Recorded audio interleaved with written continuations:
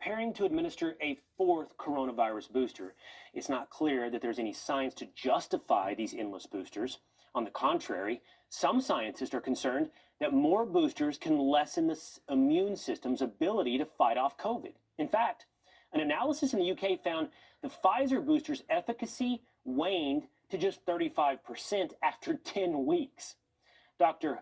Hooman Norchasm is a physician, immunologist, and public health advocate, and he joins us now. Dr. Norchasm, great to speak to you this evening. Hey, Will, Talk how are to you? me about these continuous boosters. Is this something that is a public health good? By all means, always a public health good to continue to receive these boosters as more and more nations move towards them? Or is there any real potential threat?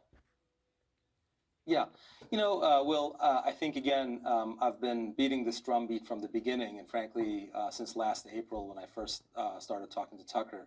The issue here is immunity, and really there's no way around it. What we need to be able to determine is whether or not everyday Americans are immune or not. It's not so much to vaccinate everybody indiscriminately, come hell or high water with 3, 4, 5 boosters. It's whether or not Jane Doe and Jack Smith have a high level of antibodies. And I'll tell you that this is probably the most critical strategic blunder that the Biden administration and Dr. Fauci are making, which is that they're actually blocking Americans and not encouraging Americans from determining the status of their COVID-19 immunity. If we were to actually determine the status of everyday Americans' immunity, a couple of categories of people would become clear. One is people who are not immune. Right. And I can tell you in my own practice, I've been able to convince people who are not immune, who've been on the fence about the vaccine, to get the vaccine, right? And they've gotten it. People who are suboptimally immune and have had antibody levels that are waning, those are the people who should get boosters. And then people who are very well immune who don't need an unnecessary booster that only stands a chance to harm them and is wasteful. And frankly, I'll tell you that this is probably, and I'll repeat this, is probably a scientific intelligence failure on the scale of the intelligence failure at Pearl Harbor, because the cost of it can be measured in lives and wasted vaccines.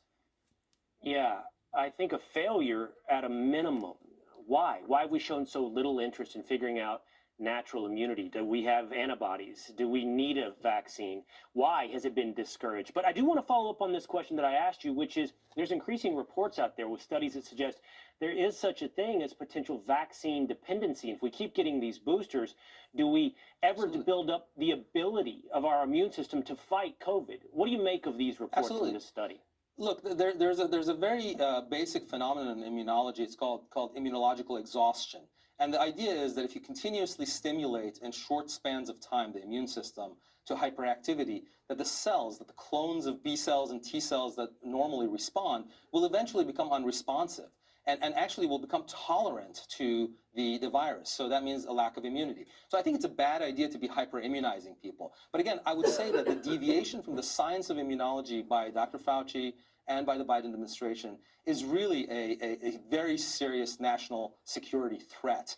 And that is because instead of focusing on the science of immunology and making sure everyday Americans are fully immune, what we're doing is we're forcing vaccination on people, many of whom do not need it. So, for example, if you think about the kids who are getting booster mandates in colleges, some of these kids have had COVID and have had 2 mandated shots already within the span of a year.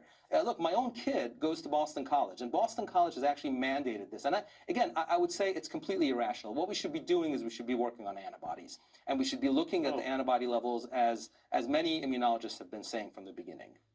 Oh, I think the number is easily 3 dozen or more colleges are now mandating a 3rd booster shot. And as you're pointing out, there's potential for real harm with those booster shots. And I just want to say this again, these people are not incompetent. Failure is a kind explanation for what's gone on with the absolute disinterest in natural immunity. Dr. Hooman, well, look, the problem is that the Thank you very much, Will. I appreciate it. Look, the problem is that the administrators are making medical decisions they're not qualified to make. And this is a federal failure on the part of the Biden administration and Dr. Fauci. I hope they're listening, and I hope they change this quickly. Because they're driving not a medical solution, but a political solution. I really appreciate having you on tonight. I'd love to talk to you in more detail. My pleasure. Thank you, Happy Dr. New Year. Norchasm. You bet.